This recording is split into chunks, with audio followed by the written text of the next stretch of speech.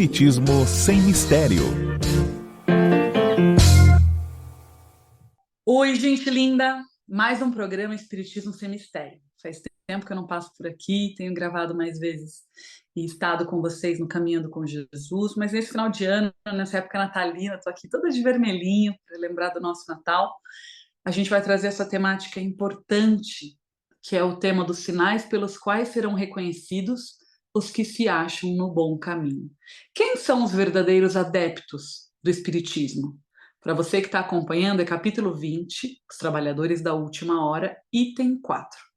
Vão chegando, bem devagarinho, se aproximando, abre o seu Evangelho segundo o Espiritismo ao acaso, quando você tiver alguma dúvida, traz às vezes a temática que a gente está trabalhando hoje com tanto carinho, mas não deixe de ir deixando a sua mensagem. Você pode acessar através do www.tvmundomaior.com.br e também pode acessar por aqui, no 0 Operadora 11 2457 7000.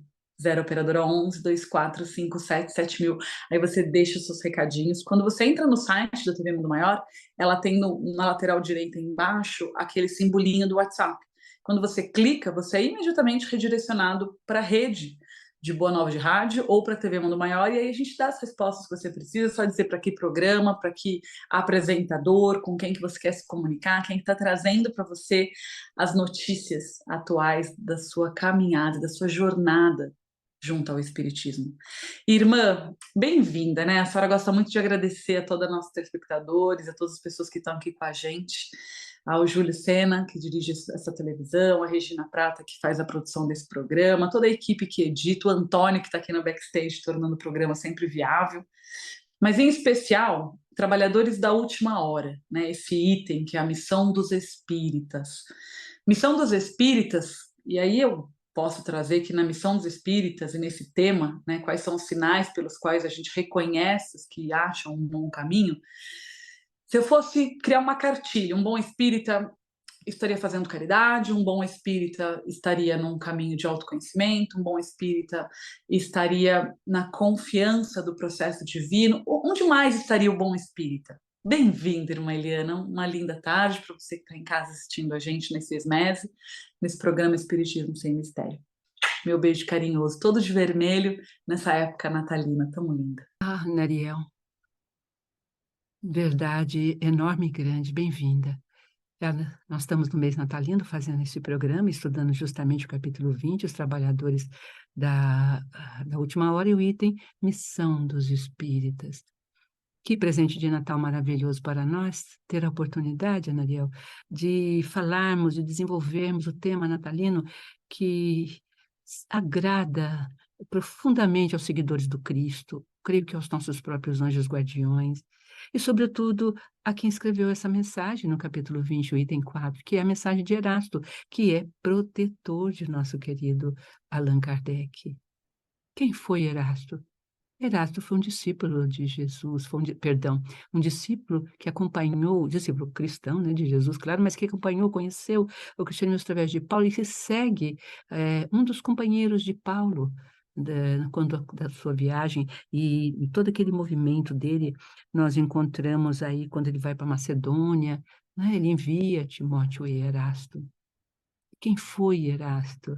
Ah, é linda a vida, assim, a vida em si de Erasto, a gente já vai falar um pouquinho sobre ela, mas é tão importante a vida de Erasto, porque ele era uma pessoa no mundo, mas muito íntegro, tinha princípios bem fortes, morais, eh, dono de um poder intelectual grande, um poder também material grande, tinha riquezas, como parecido com Paulo, porque Paulo foi uma pessoa que tinha uma herança judaica bem séria, que ele, né, seria o futuro ali do templo, uma herança também monetária, financeira, e a herança que Deus lhe deu mesmo, que foi a sua capacidade de ser, de aprender, de fazer, de realizar e de propagar, que ele tinha dentro do judaísmo. Então, com essas três riquezas, Paulo se converteu, né? Saulo, Saulo, por que me persegues? Mas aqui estamos falando não de Saulo, mas de Paulo, já andando, pregando. E Erasto foi um discípulo que o seguiu, que esteve com ele, que participou, esteve entre os próximos de Paulo. Então, ele conheceu profundamente. Quando ele faz a mensagem, e deixa a sua mensagem aqui já, nos idos, né, recentes nossos, nascimento do Espiritismo, compondo esse banquete celestial de seres que acompanharam Cristo na sua verdade íntima. Então, temos aqui o privilégio da mensagem de Erasto. Sim, Ana, essa pergunta é linda, eu vou fazê-lo também já, está no nosso tema, mas eu vou pedir para você ler a abertura de Erasto, se você tiver com o capítulo aí, a abertura de Erasto, para que você possa, porque tem os dois primeiros parágrafos, são duas, uma ele pergunta, e na segunda ele exclama, e essa pergunta e essa exclamação dele é muito importante para a gente compreender, perdão, estava olhando aqui para ela, e esta pergunta que abre a mensagem de Erasto, e a segundo parágrafo, a exclamação dele, não perdureis mais no temor, a segunda, é algo assim que a gente precisa parar para olhar para essas duas coisas, e são 12 parágrafos, então a gente iria falando de Erasto até aí por um bom tempo, mas nós vamos tentar aí ser coesos, fazer uma síntese, enfim, bem-vindos ao nosso coração, nosso carinho transborda pelo ano inteiro, para nós foi cada esmese, cada quinzena que a gente fez e praticou, esteve aqui, foi um presente de Natal. Para nós, Esmese é um Natal, é um presente eterno. Naquela gruta de Belém, na nossa gruta interior, nasce sempre essa criança aprendiz que nós vamos descobrindo nas linhas desse evangelho tão bonito, tão intenso, novas nuances, novos, sabe, pequenas coisas que são enormes e que a gente não havia prestado atenção, como me veio hoje na leitura, hoje cedo, na leitura, preparando e mandando para a Ana e trocando agora há pouco também. Ele fez uma pergunta e depois ele faz uma exclamação. Quão importante é. Então, passo para você. Até já, querida. Aqui com o nosso Evangelho segundo o Espiritismo de Estudo, feito pela nossa querida irmã Eliana, através da tradução do nosso querido Chico Malgeri, estudos tão importantes da nossa casa espírita. É muito gostoso pensar que lá atrás, né, em 2004, no Congresso Mundial Espírita, no Mutualité, em Paris, a gente estava abraçado a esse livro, lançando essa versão, essa edição do Evangelho. Muito gostoso pensar que a nossa casa espírita vivenciou essa experiência, né, de fazer o próprio Evangelho. Bem, vamos lá. Fazer não, né? Editar, traduzir. Quem fez foi Kardec, pelo amor de Deus. Vamos lá. Missão dos Espíritas. Erasto, em Paris, 1863. Não escutais já o ruído da tempestade que há de arrebatar o velho mundo e jogar no nada a soma da iniquidade terrena? Bendizei o Senhor, vós que colocastes vossa fé em sua justiça soberana e que, tendo novos apóstolos da crença revelada pelas vozes proféticas superiores, e de pregar o dogma novo da reencarnação e da elevação dos espíritos. Segundo, tenham cumprido bem ou mal suas missões e suportado suas provas terrestres, ou seja, aqui ele está dizendo, tem uma necessidade da gente levar essa leveza que é a reencarnação, a beleza de poder dizer, existe reencarnação, não acaba tudo agora. E aí ele segue no segundo parágrafo, que a irmã Helena pediu para a gente reforçar. Não perdureis mais no temor, as línguas de fogo estão sobre as vossas cabeças. Ó verdadeiros adeptos do Espiritismo, sois os eleitos de Deus, ide e pregai a palavra divina. É chegada a hora de sacrificar a sua propagação, os vossos hábitos, os vossos trabalhos, as vossas ocupações fúteis. Ide e pregai. Os espíritos elevados estão convosco. Certamente falareis a criaturas que não quererão ouvir a voz de Deus. Ou seja, não estou falando para aqueles que querem ouvir, mas para aqueles que não quererão ouvir a voz de Deus. Porque essa voz as exorta sem cessar a abnegação. Pregareis o desinteresse aos avarentos, a abstinência aos dissolutos, a mansuetude aos tiranos domésticos e aos déspotas. Tiranos domésticos, ou seja, está em plena era, né, da violência doméstica. O que é um tirano doméstico? É o tirano que está dentro de casa, a violência doméstica, a violência em infância e juventude, são os pais e mães abusadores e agressores e narcisistas. Essa geração que a gente ouve essas palavras tão bonitas já estava aqui. Kardec falando disso há mais de 200 anos. Nossa, que lindo esses espíritos de luz. Pregai o desinteresse aos avarentos, a abstinência aos dissolutos, a mansuetude aos tiranos domésticos e aos déspotas. Palavras perdidas, bem sei. Mas que importa? É necessário regar com vosso suor o terreno que deveis semear, pois ele não frutificará e não produzirá, a não ser com reiterados esforços da exata e da errada evangélica. Ide e pregai. Da enxada e do arado evangélico. Ide e pregai. Enxada e arado evangélico, corrigindo, né? Ide e pregai. Ou seja, tem o suor, tem o dia a dia, né? Estava aqui pensando, irmã, do quanto às vezes é difícil para a gente fazer o programa e ao mesmo tempo como eu saio melhor quando a gente grava, quando a gente faz os programas da TV Mundo Maior, ou seja, é esse lugar, né, de deixar as coisas fúteis, às vezes não tão fúteis como a carreira, a profissão, o trabalho, e ainda assim encontrar esse lugar de levantar o arado, a enxada e dedicar esse suor. Então eu te agradeço, viu, por nunca desistir da minha alma, por estar aqui com a senhora trabalhando esse tema tão importante. Gratidão.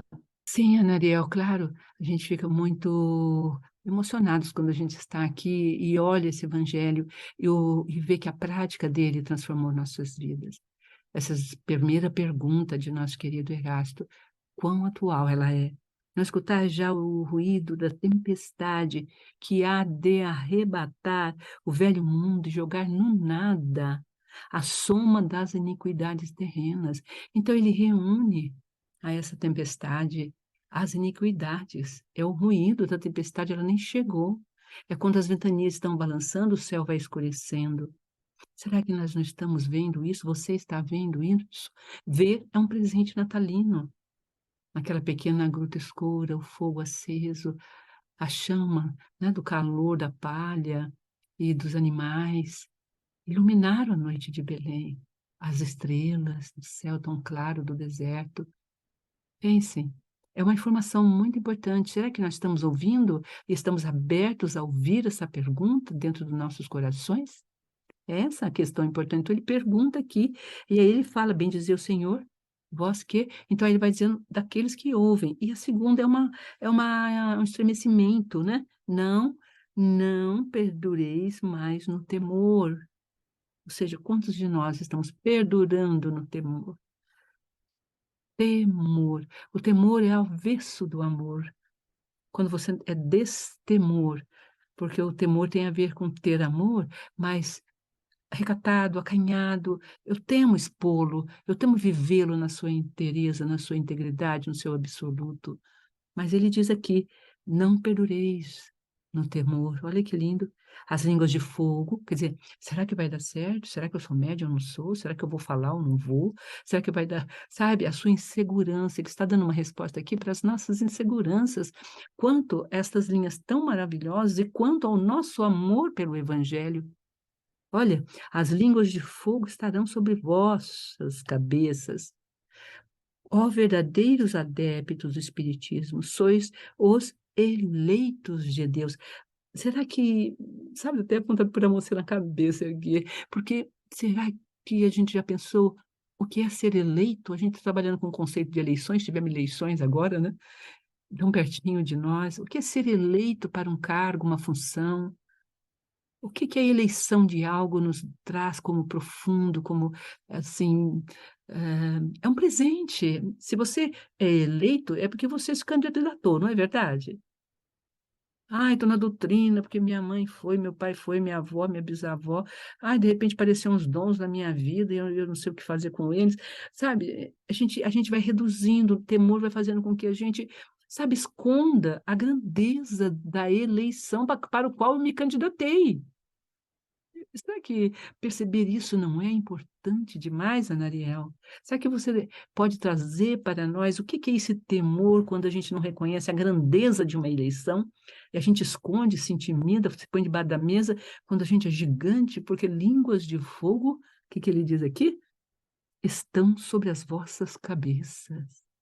As línguas de fogo que houve em Pentecostes, que são santos espíritos de Deus, que vão te dar certeza, vida, fortuna, prosperidade, amor de arrebatamento, que te elevará por sobre as dificuldades, terás asas nos pés. Será como aquele grande poeta russo, Mayakovsky, disse, né, uma nuvem de saias, se foi mulher, ele escreveu, eu sou uma nuvem de calças. Ou seja, eu vivo no mundo das nuvens, eu vivo no céu, eu vivo nas esperanças, nas utopias, eu lutei né, por um mundo novo, eu quero crer que ele pode existir. Semana eu fiz um post no meu Instagram, no Ana Ariel Fala, sobre um poema do Percy Shelley, né, que é o poeta inglês que a minha mãe mais ama, que diz: os poetas são sacerdotes de uma inspiração despercebida, os espelhos de sombras gigantescas e as quais o futuro lança sobre o presente. E aí eu coloquei isso, né, que eu escolhi ser filha de dois gigantes da poesia e o quanto isso movia em mim uma mistura de sentimentos, né, que vinha da motivação, do sagrado, do peso, da beleza, e é um pouco isso, né? Por algum motivo, por algum movimento da minha alma, eu elegi os meus pais, né? Lá do céu, nas colônias espirituais, quando eu olhei para esse planeta escola e falei: quem eu quero que me guie como pai, quem eu quero que me guie como mãe? Quem são as almas que eu sinto que vão me trazer esse preenchimento? É uma eleição. Então, às vezes, muita mãe, muito pai tem medo, né, de seguir uma gestação ou seguir a criação de um filho, e a gente esquece que esse espírito que acaba de chegar elegeu você. Tão inseguro, tão insegura, tão despreparado, tão despreparada, mas essa alma encarnante elegeu você. E eu acho que essa é a maior eleição do planeta escola, né? Quando uma alma escolhe nascer, né? De uma noite de amor ou até de uma noite de dor, e ali aquele espírito diz: eu cheguei para esse planeta escola. E o temor de seguir com uma gestação, ou o temor de criar um filho, ou o temor de lidar com os obstáculos, é esse avesso do amor que a irmã trouxe, esse temor de se expor, esse temor de viver no absoluto. E pensando na grandeza da eleição, eu sempre reflito sobre ser a quarta geração de mulheres espíritas da minha família, mas também reflito sobre a quebra das maldições que a constelação familiar trata, né? Que é esse lugar onde eu posso herdar com muita força essa eleição feita pelos céus da minha herança familiar, mas eu também posso curar, sanar, limpar e modificar o meu sistema. E isso vale para você seguir as eleições. O que isso quer dizer? Como que eu curo o meu sistema? Seguindo o meu sistema. Como que eu me libero de maldições do meu sistema? Vivendo o meu sistema, honrando o meu sistema. Então, não é negando e deixando para trás, é incluindo e fazendo diferente, ou fazendo melhor, ou herdando tudo que teve de maravilhoso e construindo o seu maravilhoso para os espíritos de descendência, ou seja, para as próximas gerações. Então, se eu fosse pensar do ponto de vista constelação familiar, irmã, né, quem são os verdadeiros adeptos do espiritismo? Eu acho que são aqueles que estão herdando esse ensinamento do Paráclito, Cristo Consolador, terceira revelação, que é: vieram os católicos fundamentar a igreja, né, sobre a pedra edificarei a igreja, vieram os evangélicos fazer a reforma e reestruturar a importância da família, e viemos nós, os espíritas, nesse Paráclito, Cristo Consolador, terceira revelação, ou seja, revelar que existe mais outras encarnações, que é o que ele está falando. A gente veio aqui dizer que existem outras encarnações, ou seja, às vezes em uma existência eu vou priorizar um campo ou outro da ferida da minha alma. Isso quer dizer que eu vou deixar a grandeza do que eu elegi de lado? Não, quer dizer que eu vou incluir. Eu sempre falo isso para os meus pacientes, tanto no consultório quanto nos grupos de sanação, que não há caminho de abundância sem olhar os pais que você elegeu. Olha que legal, eu sempre uso essa frase. Você escolheu os seus pais, você elegeu os seus pais. Ah, mas meu pai é alcoólatra, minha mãe é uma narcisista. Não importa, eles te deram a vida, te deram a semente e você faz diferente para os seus filhos construírem uma nova jornada. Mas primeiro você honra o que você ganhou.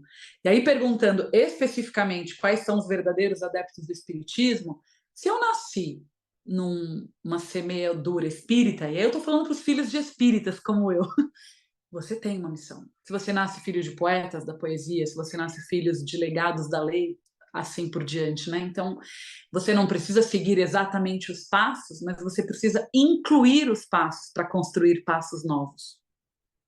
Não sei se eu me fiz clara sobre a grandeza da eleição, né? De eleger junto aos céus o pai e a mãe que a gente tem. Calhar aí com toda essa dimensão de pensarmos que o Espiritismo é mãe, é pai, que o Espiritismo vem por dentro do cristianismo, porque ele é o Paráclito. Quem é o Paráclito, como você disse? É aquele enviado para dizer tudo o que ele disse. Nós temos um pai que se chama Abba Pai, que agora, 25 de dezembro, a gente celebra o seu nascimento na Gruta de Belém, nesse período natalino. E que nós deveríamos celebrar todos os dias de nossa vida, que o Natal perdurasse, essa gruta e esse menino crescendo e nascendo sempre em nós, ficasse os 365 dias de nossas vidas. Porque eu elegi. Tinha outros candidatos desejando a minha qualidade, a minha capacidade. Assim como ele sofreu a tentação no deserto, nós também sofremos a tentação. Nossa, vai dar os seus dons para quem nunca vai te dar nada a não ser sofrimentos, trabalhos e cadê o seu prazer? Cadê a sua alegria? Cadê seu ócio? Cadê como se ter prazer, ter alegria, até o descanso que se chamam do ócio positivo, do bom ócio, que é o deleite, sabe, que todo o povo tem. Muitas vezes as camadas mais cultas pensam que são só elas. Mas se você vai num churrasco, vai num trabalho simples, humilde, dança, canta, brinca, daqui a pouco é um silêncio. O que eles estão fazendo? O que estamos fazendo ali naquele silêncio? Sentindo a brisa, sentindo o momento, a alegria do estômago cheio, a alegria da partilha. Estamos em silêncio, a oração viva. Chamaríamos isso de o ócio? Não, esse é um momento de deleite, vamos dar outros nomes. Milton Nascimento, esse grande ser que, né, amigo né, a gente leva ali no lado esquerdo no coração, não é verdade? Ele fala isso, vamos crescer, vamos criar novas palavras, vamos reinventá-las ou criar novas palavras. Então nós temos que criar novas palavras. Nós elegemos Jesus, nós dissemos para essas forças. Por isso que ele coloca aqui uma série, Ana, se você puder ler, a série de impedimentos para que você dê cumprimento à eleição. Você se candidatou e foi eleita, e foi chamada à missão dos espíritas, né? Teve uma candidatura, se houve uma candidatura, então lá dentro do seu raciocínio para os pais e dentro da sistêmica de Bert Hellinger, né, seria assim, havia outros pais que poderiam me receber, haveria outros sistemas que poderiam me receber, eu poderia estar ali, não era aquele pai e aquela mãe não são nunca a última bolacha do pacote. Aliás, a gente sempre explica para vocês, né, a espiritualidade nos fala com muita clareza que o casal se encontra não é para ter filhos, eles se encontram no mundo espiritual, na meia-noite cósmica, se buscam para estar juntos, para se amarem, para um ajudar o outro nas missões que escolheram, na completude que elegeram. E então, para que possam viver plenamente, eles vão em busca daqueles espíritos a quem feriram para serem completamente felizes. Geralmente, os casais, as grandes histórias de amor estiveram através das grandes guerras, atrás das grandes invasões, ocupações. Sempre teve por detrás o feminino, ou estimulando, né, aquele ser que quer parecer grandioso perante alguém que ama, ou o ego tão forte de amor por si mesmo, que quer cada vez ser maior. Mas, enfim, tem uma base ou de um amor de cura, leve, suave, ou um amor doente, mas tem. essa base. Não tem jeito de... A vida não pode surgir sem amor.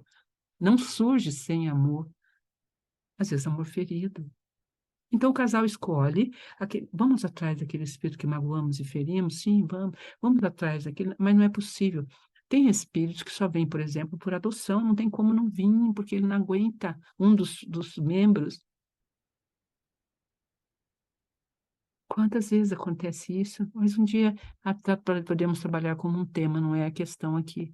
Mas voltando então, houve uma eleição lá atrás, há mais de 2000 anos. Forças me convidaram para atuar em outras linhas.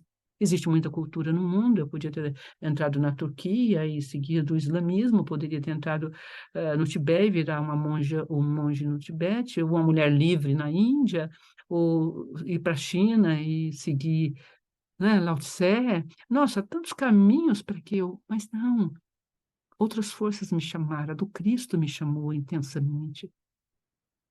E eu disse sim, e eu fui eleita, né? A família é a mesma coisa, o macro sistema está no micro, né? O micro está no macro, o macro no micro. No microsistema também eu elegi, apesar de ter sido chamada, eu também escolhi ouvir esse chamado.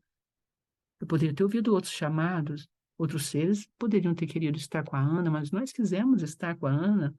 Eu quis muito estar com ela quis muito estar com Catarina, com Antônio, com Catarina, com João, com Pedro agora. É isso que nós precisamos entender, que não nasceu por acaso, que não que nossa, eu estava com um dia, eu tinha feito coisa e nasceu, e veio, impossível, no impossível, vem e chega até nós. É o Espírito chegando. E quanto mais complicado o processo de perdão, mais complicada a chegada, claro, mais difícil. Tem alguns que já vêm logo de frente, né? Que maravilhada quando a senhora traz para a gente ir mais longe, né? Eu estou falando aqui só sistemicamente, do ponto de vista de constelação familiar e constelação sistêmica, o que é a herança da família. E a senhora foi mais longe, que é a família espiritual, ou seja, eu elegi Deus como meu Abba Pai. Nossa, a hora que a senhora falou isso, várias fichinhas caíram, né? Que é esse lugar que entre tantos candidatos, né, o islamismo, o budismo, a prática da yoga, né, Lao Tse na China, como a senhora mesmo disse, eu escolhi ser regida por um pai que me direcionará. E esse pai, o caminho cristão, foi o meu chamado. Ou seja, eu escolhi essa jornada, eu elegi o Cristo. Então, para nós espíritas cristãos, é como se no nosso chamado, na nossa jornada, tem uma escolha feita, claramente feita. E não dá para a gente se perder dela.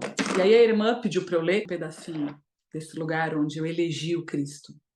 E aí o que Erasto traz nessa passagem linda do capítulo 20 do Evangelho segundo o Espiritismo, item 4, parágrafo 2, ele diz lá no finalzinho: pregareis o desinteresse aos avarentos, a abstinência aos dissolutos, a mansuetude aos tiranos domésticos e aos déspotas palavras perdidas, bem sei, mas que importa? Ou seja, quando ele coloca que tem palavras perdidas e que o que importa e o quanto é necessário regar com o nosso suor e com o nosso tempo e com a nossa energia, e mais para frente ele vai citando, né? E ele fala dos arados e fala da enxada. O que ele está dizendo?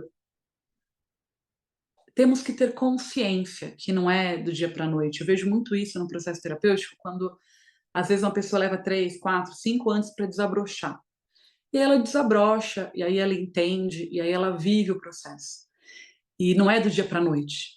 E muitas vezes, e quando, né, o paciente escolhe deixar a terapia, assim como o fiel escolhe deixar a casa espírita, ou a igreja, ou o templo, é uma escolha, né? Eu deixo de confiar em quem eu elegi.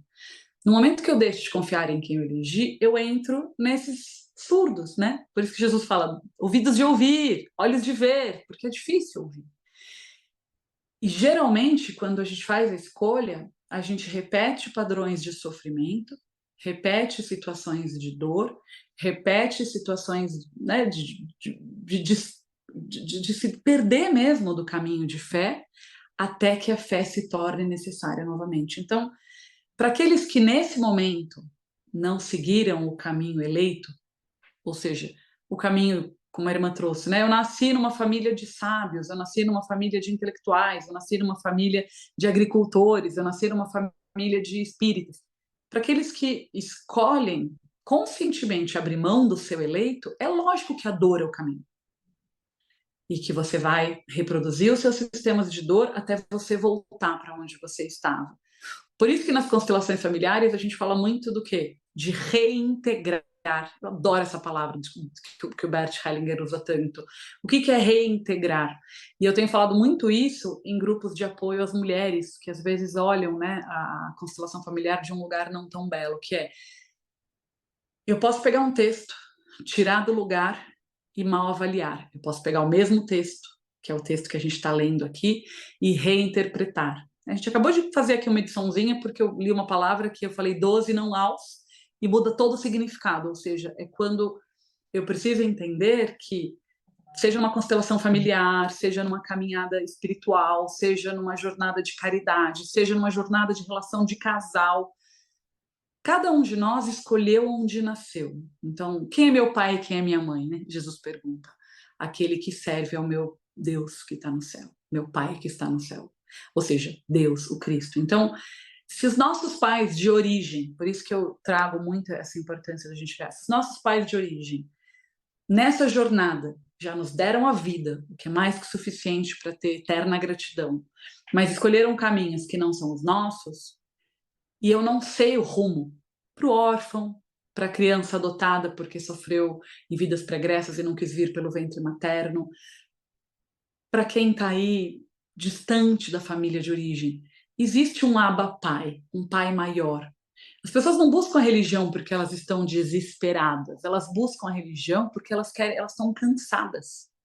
Se você parar para perguntar para qualquer religioso, ele vai dizer: cansei do mundo, cansei da vida que eu tinha, cansei de sofrer. Ou seja, é um cansaço do quê? Quando a gente faz uma longa viagem e dá vontade de voltar para casa, o que é isso? Então, a gente se cansa de ouvir coisas fúteis e a gente tem vontade de voltar para as coisas belas. Então, aqui, continuando nesse texto lindo de Kardec, quando ele coloca que a gente tem que semear até que frutifique, até que produza, né? Todos os nossos reiterados esforços, eles vão acontecer, porque é o arado evangélico, enxada e arado evangélico. O evangelho de quem leva o evangelho, ou seja, é aquela continuidade, né, de você deixar a semeadura, esperar florescer, esperar acontecer no tempo. A gente tem muita ansiedade, né? A gente está numa geração do maior consumo de ansiolíticos do planeta escola. Ou seja, a gente não sabe mais ir para esse lugar que a irmã trouxe. Fez a festa, curtiu, se divertiu. Aí depois daquela quietude, aquela vontade de ficar em silêncio, ou seja, de desfrutar. Ontem eu estava com os meus filhos vivenciando uma experiência fofa, assim, teológica, e eles estavam numa risada que eu lembrei muito da irmã Eliana falando: os católicos chamam isso de presença do Espírito Santo, que é uma risada que contamina, que é a presença de Deus, que é a presença desse Abba Pai. Parece que você volta a pessoa para o lugar dela. Se a gente fosse pensar sistemicamente, volta para a ordem. E ontem eu vivi uma experiência com as crianças de escolha que parece que eu voltei para o meu lugar, que eu voltei para a ordem com eles. E a gente ria e ria e ria. Foi muito leve, foi muito gostoso, foi muito divertido. E tinha esse silêncio do pós, sabe, irmã? Que é esse lugar de que o caminho cristão, ele é um chamado, né? Eu elegi esse caminho. O meu eleito foi o Cristo. E aí, lógico que tudo que me afasta do meu caminho me dá um cansaço. Então, aqueles que estão buscando, hoje, quando você está aqui assistindo a gente na TV Mundo Maior, na Rádio Boa Nova, está ouvindo a gente agora, o que você está sentindo? Um cansaço do que o mundo te presenteou, te proporcionou.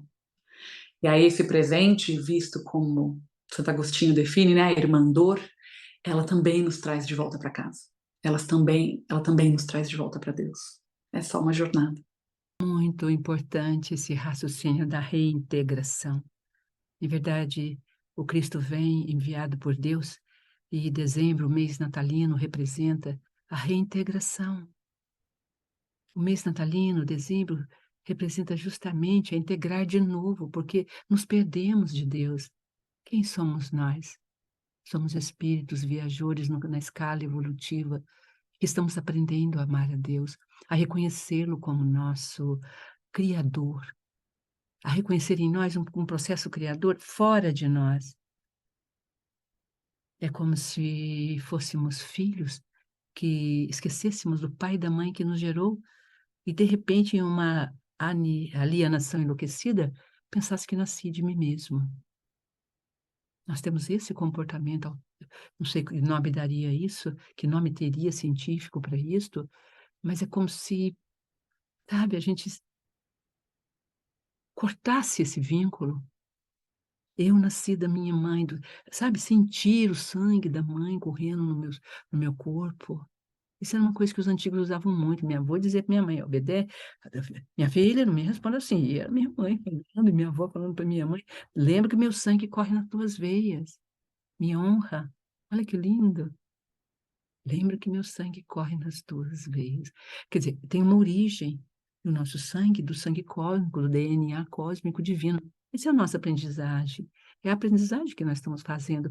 E nessa aprendizagem, o Cristo foi enviado para restaurar, para reintegrar as ovelhas perdidas do rebanho. E ele disse: "Não sairei desse lugar em que espero cada um, enquanto não levar o último deles. Esperarei até a última ovelha desgarrada voltar para o aprisco". Ele veio buscar, e ele elegeu, escolheu caminhos, e ele elegeu a busca, nossa, na continuidade, com a doutrina espírita, enviando o Paráclito, a terceira revelação, que chamamos de terceira revelação, mas que, se a primeira, está completa, aí o Cristo diz que não tirou nem um tio da letra, que ele apenas, trouxe e viveu ela intensamente, nós também. Em verdade, essa divisão ela é só histórica. Em essência, nós estamos lá na essência da Torá. Se nós olharmos a Torá em verdade profundamente, de onde está a origem, do que restou, né, das muitas andanças do texto, papiros eram papel que se dissolviam e tinham que copiar novamente, cada cópia se muda, enfim. Mas esse grande poema que a Bíblia é, ali está. E na terceira, nesse momento, nós também não vamos tirar nenhum tio e nenhuma vírgula, não vamos alterar a lei. Então ele vem para reintegrar, porque nós estávamos integrados. Ele veio nos buscar. E esta é a mensagem da missão dos espíritas. Esta é a nossa missão. Na noite de Belém nascia o primeiro missionário. E nós o escolhemos quando integramos a reencarnação. Tudo reencarnação, reintegração, escolhas, eleição, votos. Deus deu um voto de esperança em nós. Pensem, nosso tutelar deu um voto de compaixão e misericórdia, nos disse: vai, eu estarei convosco até o fim, até o fim. Um Natal pleno, lindo, uma semana natalina linda. Talvez quando falarmos novamente, já passou o dia natalino, será a última semana do ano, e nós falaremos então da esperança que é o próximo ano. Com a graça do bom Deus, nos despedimos com carinho, deixando a prece de hoje para a nossa querida Ana, que fez ela tão bonita no penúltimo encontro nosso. Sim, confiantes que a reencarnação, que o renascimento e que a reintegração ressurgem em nossos corações nesse Natal. Que nós possamos agradecer nessa noite de Belém, onde nascia o primeiro missionário. Deus elegeu a Jesus como o primeiro missionário desse planeta de expiação e prova. Aqui estamos seguindo os teus passos, Mestre Jesus. Aqui estamos em direção ao teu caminho, confiantes que o nascimento da nossa alma precisa apenas de uma manjedoura humilde. Confiantes que a nossa jornada precisa de poucos amigos. Confiante que o discipulado, para se tornar um apostolado, precisa de disciplina, como aprendemos recentemente através das palavras da nossa querida irmã Eliana. Que os nossos corações tenham essa habilidade, esta facilidade de sentir a presença deste eleito por todos nós cristãos. Seja você espírita, católico, evangélico, protestante, você elegeu o Cristo como seu Abba Pai, fez dele a sua morada, o seu norte, a bússola moral, espiritual, a bússola de alegria dos seus passos e dos seus caminhos. Nessa noite natalina, presenteie aqueles que você ama com uma bússola moral dizendo: Mestre, Mestre, Mestre Jesus, eu te presenteio com o meu retorno, a minha reintegração, a minha reconexão contigo. O aniversário é teu, Jesus, mas quem recebe sou eu, através das tuas palavras, dos teus ensinamentos, do teu exemplo de vida, Senhor. O Senhor é o aniversariante mais importante do ano e ainda assim sou eu quem sou presenteada e abençoada com a sua jornada cristã. Graças, Meigo Raboni, Meigo Rabi, Abba Pai que está nos céus, por entregar a nós este Filho amado. Mãe Santíssima, com seu manto azul de luz nesse instante, cubra o nosso lar, aqueles que amamos, proteja os nossos filhos. Advogue por aqueles que amamos, Mãezinha. Como advogaste ao pé da cruz pelo teu Filho amado, Mestre Jesus, onde nem por um instante questionou a vontade do Pai que está nos céus. Aqui estamos, aprendendo a reintegrar, a não questionar a vontade do Pai que está nos céus. De cada uma das nossas caminhadas e da nossa jornada. O que queres de mim, Senhor? Aqui estou em teu nome, nesse instante, santificando-me um tanto mais, ouvindo a tua palavra, repetindo a tua palavra, com o arado evangélico na mão, com a enxada e o arado evangélico na mão, levando adiante a sua palavra, Senhor. Aqui estamos, mãe, filha e neto, 3 gerações. De tantas constelações sistêmicas aqui estamos levando a tua palavra, Senhor. Gratidão por essa oportunidade infinita. Que tenhamos um Natal belo, repleto de renascimentos, de renovações, de ressignificados, de reencarnação e de reintegração à nossa fé espírita cristã. Graças a Deus. Prece de Natal por Emmanuel. Deixamos para você essas linhas lindas. Agradecendo esse encontro, reintegremos-nos a esta grande cantata da existência. E nesse Natal, façamos com Emmanuel as nossas petições de amor. Senhor, enquanto o júbilo do Natal acende a flama da oração, renova-nos por dentro para um mundo melhor. Há quem diga que a fé se perdeu nas engrenagens da civilização e que a ciência na Terra apagou a luz espiritual. Em verdade, mestre, o homem que já controla as energias atômicas prepara-se à conquista de forças cósmicas, qual se fosse comandante da vida. Entretanto, à frente dos olhos não temos somente o egoísmo e a vaidade que lhe comprometem a grandeza, semelhante a magnificente palácio sobre chão de explosivos. Em toda parte, marginando a carruagem dos poderosos, arrastam-se os vencidos de todas as condições. Muitos enlouqueceram no excesso do conforto e vagueiam nas furnas dos entorpecentes. Outros, terrificados na visão dos crimes perfeitos nascidos da pompa intelectual, jazem mutilados mentalmente nas trincheiras do hospício. Milhões, Senhor, erguem os braços por antenas da dor. No imenso mar das provações humanas, quais náufragos nos esgares da morte e junto de multidões agitadas e infelizes, cansadas de incerteza e desilusão. Por tudo isso, Senhor, nós que tantas vezes te negamos acesso às portas da alma, esperamos por ti nos campos atormentados do coração. Dobra-nos a orgulhosa cerviz diante da manjedoura em que exemplificas a abnegação e a simplicidade. E perdoando ainda as nossas fraquezas e as nossas mentiras, ensina-nos de novo a humildade e o serviço, a concórdia, o perdão, com a melodia sempre nova do teu cântico de esperança. A melodia sempre nova do teu cântico de esperança, Senhor. Qual é esse cântico? Diz Emmanuel: glória a Deus nas alturas, paz na terra e boa vontade para com os homens. Feliz Natal!